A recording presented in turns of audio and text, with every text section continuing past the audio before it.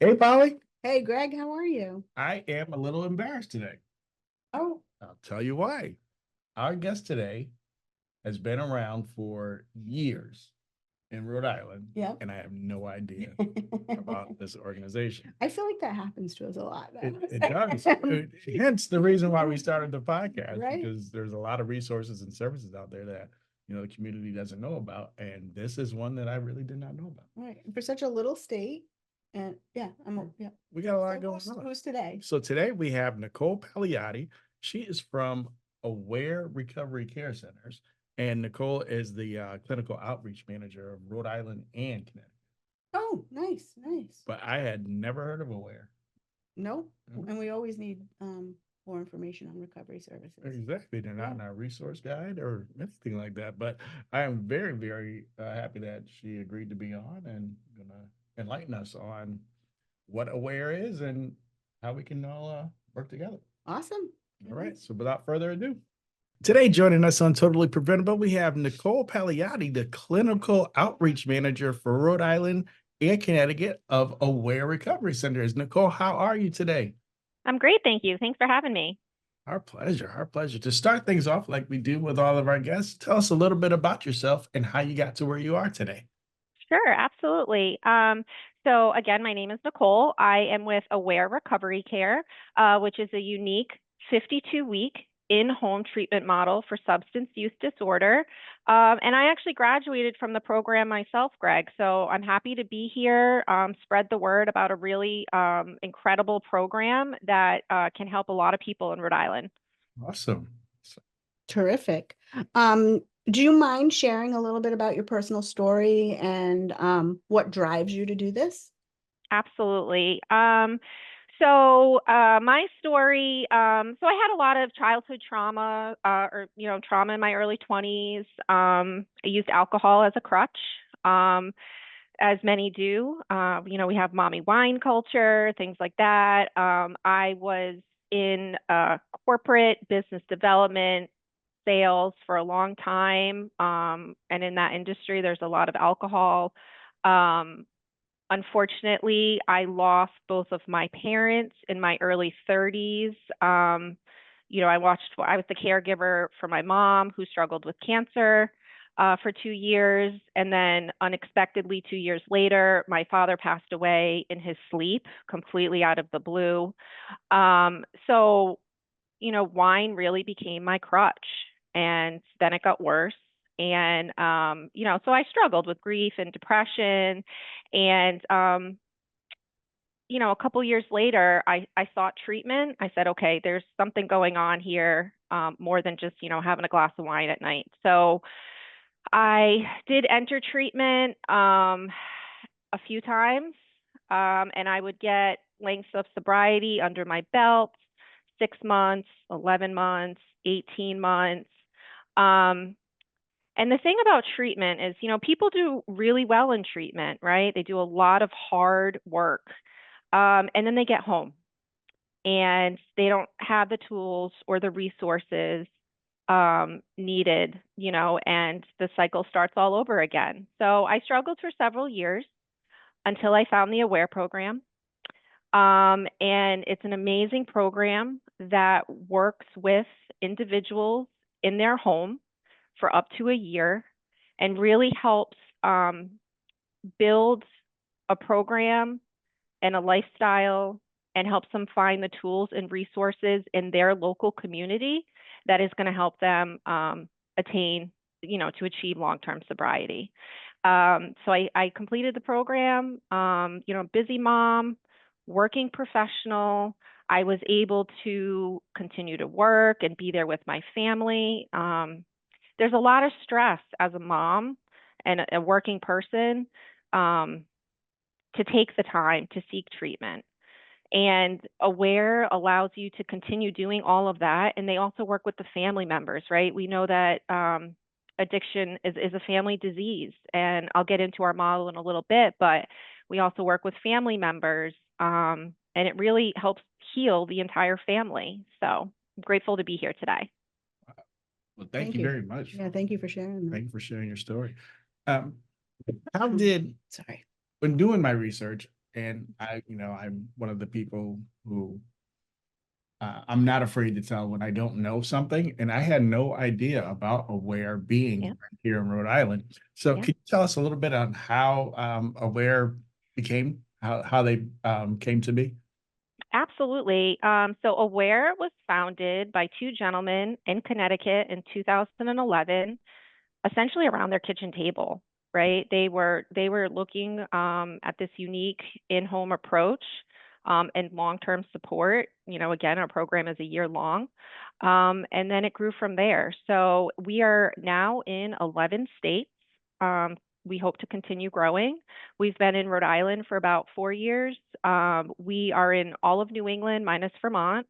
We are in Indiana, Ohio, Kentucky, Virginia, Florida, and Georgia. Hmm. Now, what sets Aware apart from other treatment facilities? Sure. Yeah, again, so it's that unique in-home model. So each of our clients that comes to us receives an entire care team. They receive a care coordinator, which is either a nurse or a licensed social worker. So that's, case management, helping to set up appointments and so forth. And all of our services are virtual, except for the CRA, which is a client recovery advisor. So that is a peer recovery support specialist, someone with real life experience that goes into the home, meets with the client twice a week for a year. They also receive an individual therapist that they meet with virtually. Um, Family education. This is a huge part of our program that I really believe sets us apart. My husband went through the family education component of the program, met with the family educator, completely separate from myself, um, helps family members or what we call allies, maybe a close family friend if there isn't a family member available, someone who's going to help support that person in their journey. A lot of people don't understand the disease of addiction, so they'll, go through that with them, how they can be supportive, how they can set boundaries. It's really a beautiful piece of the program. Then there is, if warranted, so again, our clients all receive a very personalized treatment plan. If warranted, we have family therapy available. We also have several group sessions for family members each week. And then we also have nurse practitioners on staff. So if there's need for medication management, we provide that as well. Oh, Wow. now I feel really bad that I didn't know all this was going on. Right? And there's so much for someone in recovery. There's a lot of stress around trying to coordinate the different pieces, right? So it's a nice feature of our program where they're working as a team. The care team is meeting on a regular basis to review the client's case or situation. So everyone's on the same page. We'll also help, find a PCP if needed. Those other resources that maybe aren't part of our program, we help connect those dots.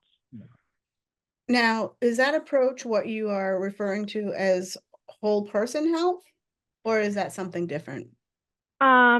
So whole person health, that's a great question. So our client recovery advisors will help that person establish their whole health circle, if you will, if you've ever heard of the circle wheel of health, which is really connecting the dots between home environment, work environment, well-being. So our CRAs will take the individual, they'll really meet them wherever they're at. If that individual is uncomfortable attending meetings, they'll take them to meetings. They'll meet them at the gym. They'll do yoga, go for a walk, find things that are really going to help that person sustain a healthy well-being. Yep. What we call that, we call that. We have the circle, the Yeah. wellness circle. Wellness circle. There's There like we go. financial stuff on there. Yes. Yes, other things, like it's your whole life. Yes, everything. Exactly. Yep. Exactly. Now you've mentioned care teams and you told us a little bit about it. How does a care team work together with the clients to their journey? Yeah, for sure. So again, it's really nice. It's a beautiful model in the sense that the care team is all talking to one another. Mhm. They're all working with the client. Everyone's on the same page, right? So there's not a need to talk to different, treatment team members from external resources. There are they do case reviews of each client, so the care team will meet periodically. If there's any red flags, right? If there's been reoccurrence, things like that, the care team will come together and determine what is best for that client. We are a non-punitive program, meaning that we understand that reoccurrence may occur. So the care team will meet on a case-by-case basis and ensure that that client receives the care that they need. Or maybe, if there's several reoccurrences in a short period of time, maybe they do need to go to a higher level of care, and then they can come back to us. We also work closely with higher level of care partners, outpatient facilities. We have an entire alliance network of partners throughout the state. So we'll ensure that the client is receiving the appropriate level of care at the right period of time. Wow. Wow. Aware is Right. doing it. Can you explain your model of in-home services and how, compared to inpatient, how in-home it is better Yeah, or abs- not that one's better than the other, right? I Again, feel like I don't each person is different. I feel like something 100%. clicks for everybody, but 100%. So yeah. we work with people at all different levels. We meet them where they're at. We are not a replacement for an inpatient treatment program, right? A lot of people go to inpatient treatment first, or they complete an intensive outpatient program and then they come to us. Because we all know statistics show the longer you remain in some type of program, the better your chances are for long-term sobriety. So again, we're not a replacement, but there's a lot of people that can't go to inpatient treatment, right? For whatever it may be, due to work, childcare is a big one. This is a wonderful program for working people, moms. I was a busy mom, working professional, and we will meet people where they are at, and we work around their schedules. So all of their appointments, right, they're booked around their day-to-day activities. Our time commitment is 2 to 4 hours a week.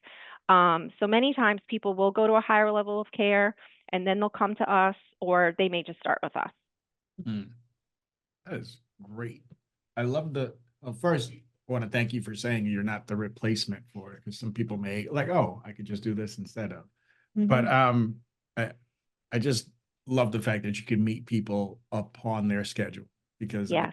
a lot of times, depending on lifing, Yep. you find it hard to, I'm not going to be able to get to that meeting. I'm not going to be able to meet with my sponsor. I'm not going to be able. I don't have that time. And then Right. here you are, look, we'll come to you where you are when you need us. That is great. It takes a lot of the burden off of the individual for sure. Right. Now, how does Aware incorporate medically assisted treatments into? Yeah, sure. So we do have nurse practitioners on our staff. They can meet with clients. They can, prescribe the necessary medications. There are some medications, and it varies by state and the state legislation and what they allow because again, we're telehealth. So if there is a certain medication that we're not able to prescribe, we again will work with our alliance network to ensure that that client is receiving the necessary medication. Great. That is great. Beyond substance disorders, do you deal with co-occurring issues and mental health issues and other things that go along with? Yeah, so we are primarily a substance use treatment program. However, a lot of people with substance use, there's co-occurring disorders, mental health, exactly. So if it's something that, our team is, again, unable to treat, we will ensure that they receive the care that they need, outside of our program. But there's a lot of overlap, right? Like I dealt with, grief, loss, depression, and was able to address some of those issues with my therapist. Excellent. Now, aside from yourself, Would you care to share a few success stories of Aware? Oh gosh. I mean, we also have an alumni group, Oh, which is awesome. I was so each state, so there are several virtual meeting options every single week for our alumni community where we highlight some of those success stories. We also have regular in-person alumni meetups. I just attended my first one a couple of weeks ago at Top Golf in Cranston. So without getting into, people's individual personal stories, it was great to meet some other alumni in Rhode Island and hear their stories and what they're up to now and how alumni really help them get over that hump. So yeah, it's a great community. wow. Now is there like a peer type of outreach that goes on um, outside of the meetups? Is there like any peer counseling or? There's not specific peer counseling, but the alumni program will check in with people, share resources, right? I get every single Monday in my inbox is an email from the alumni team, and it's a schedule of upcoming events. They have writing workshops, paint nights, women's group, things like that. Okay, all right. Aside from the alumni group, is there an opportunity for people to meet up? Because we know addiction can be very isolating. Yeah. So is there an opportunity for people in the current program to collaborate and meet up? Um, Not necessarily. I mean, our CRAs have like a long list of resources in the local communities. So there may be some overlap in people that are going through the program at the same time. They may meet up at meetings and so forth, but we really try to keep it confidential and personal. While they're going through the program. And then once they're completed the program, it's optional whether they want to stay involved and join up with the alumni group. There's a Facebook page, several posts a week, and people are able to communicate with one another that way. Are you considered alumni once you fully complete the Yes. program? Okay. Yes. Yep. What are some of the biggest challenges you see And meaning, like, in which way? in your in-home system, in your in-home recovery? For myself or for the program? No, for the program.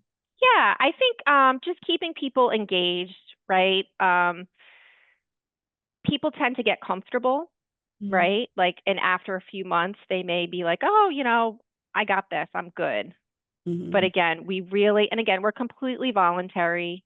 But we try to keep people engaged and remain with us because and I know this from personal experience, right? As soon as you think you have this, it is when you run into trouble. So our statistics are amazing. And for those who complete the entire 52-week program, we follow up with them, and our success rate 1 year after graduating our program is 80 to 85%, Wow, that's Excellent. great. Yeah, which is amazing. Yeah. Right.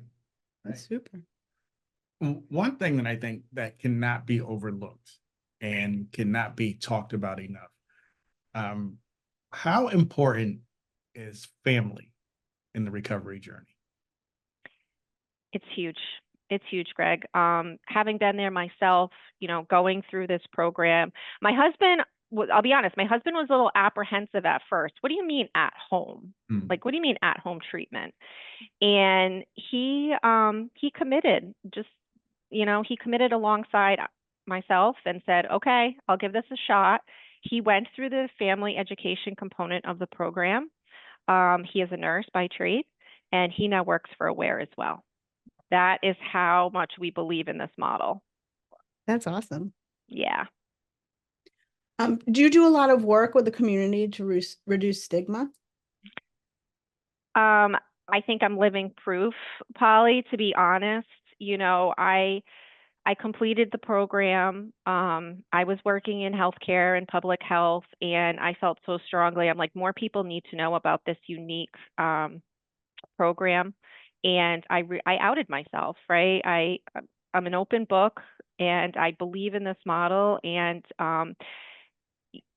addiction does not discriminate, right? We know this, and it affects people of all demographics, ages, races, economic status, whatever it may be. And I think the more you put yourself out there, um, just the more people realize that they're not alone and that there is help, whatever that may be, whatever program or tools and resources that may be. But this is a major chronic disease that affects all people. I mean, and it's been beautiful for me because since I have I once I completed the program, I was like, I got to come work for you guys. I got to get the message out there that, about this great program. And the more people I talk to and the amount of people that reach out to me privately, because we've come a long way, but there is still so much stigma, right, around addiction. And, people have been reaching out to me. Oh, I have a friend, I have a family member, and just being able to help people at the end of the day is just a really amazing feeling. Was including yourself, was there any apprehension when you first heard this, or do you see, resistance when you're explaining the program? Because like you were saying before, you're like your husband said, what do you mean at home? Yeah. Is it a hard sell? Because it does look completely different from what a lot of people may see as a recovery journey. Sure. I don't think it's a hard sell, Greg, but I think it's you have to be ready. You have to want it. You cannot be forced into this program because we're not there 24/7. You're not locked in a room, with no cell phone. There's a lot of just independence, and you have to be honest with your care team, right? You have to really want it. And if you do want it, we're going to help you get there 100%. All right. Anything new happening at Aware? Anything exciting, new initiatives that you want to share? Yeah, sure. Well, we have in the past couple of years, we have launched ambulatory detox, which is virtual detox, and that's but unfortunately right now it is not available in the state of Rhode Island. We are working on that. Has to deal with, just some current legislation. But we have launched it in Connecticut and Massachusetts. It's been very successful.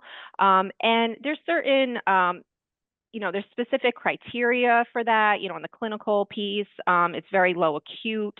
Maybe there's been a relapse, but it's helping people avoid having to go to detox, or some people just refuse to go to detox, right? And they want to remain at home. So during that process, they do meet with a nurse practitioner every day. There's a check-in. So there's certain requirements, and I'm hoping we can bring it to Rhode Island because, again, I think it could help a lot of people.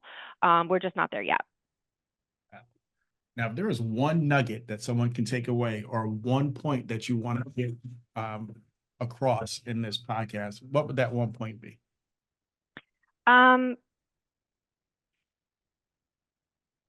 You just got to keep trying, and you got to find what's right for you. One program may work for someone, it may not work for someone else. Aware is a beautiful model. Again, if someone is ready and willing and looking to do something different and just looking for that support for up to an entire year, we will get you there. And just keep trying.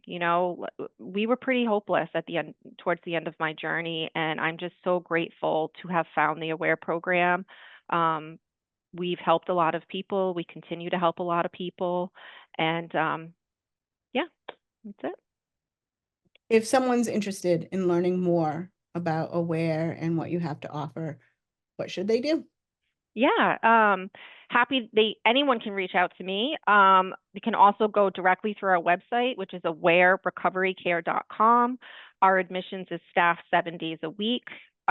We'll get back to you typically within 24 hours. Would love to be part of any type of referral list that you may have for Newport and beyond. Excellent. All right. That is great. Well, thank you so much, Nicole, for your time. Thank you for sharing your story.